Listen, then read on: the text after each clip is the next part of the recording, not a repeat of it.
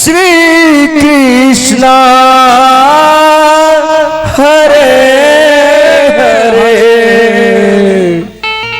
प्रवेश and गाना भाई बोले हो याद कराते जा कि श्री कृष्ण गोविंद हरे मुरारी, हे नाथ नारायण वासुदेव, श्री कृष्ण गोविंद हरे मुरारी, हे नाथ नारायण वासुदेव, श्री कृष्ण गोविंद हरे मुरारी, हे नाथ नारायण वासुदेव, श्री कृष्ण गोविंद हरे मुरारी, हे नाथ नारायण वासुदेव, श्री कृष्ण गोविंद हरे मुरारी, हे नाथ नारायण वासुदेव।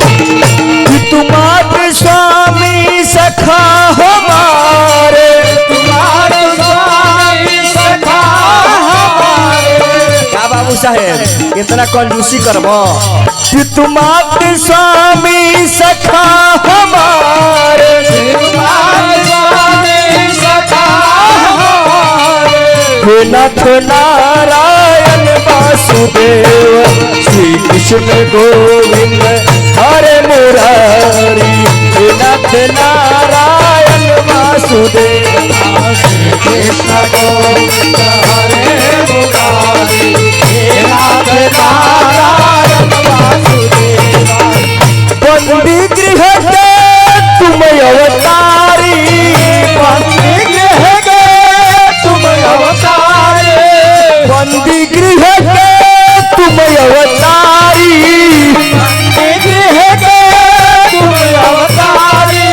कहाँ पले कहाँ जन्मे मुरारी, कहाँ पले कहाँ जन्मे मुरारी, कहाँ पले कहाँ जन्मे मुरारी, कहाँ पले कहाँ जन्मे मुरारी।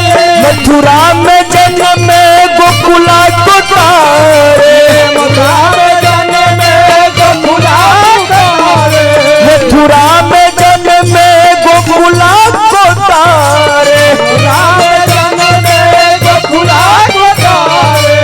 हे नाथ नारायण वासुदेव, श्री कृष्ण गोविंद हरे मुरारी, हे नाथ नारायण वासुदेव, श्री कृष्ण गोविंद हरे मुरारी, हे नाथ नारायण वासुदेव, श्री कृष्ण गोविंद हरे मुरारी, हे नाथ नारायण वासुदेव, कृष्ण गोविंद हरे मुरारी, हे नाथ नारायण वासुदेव।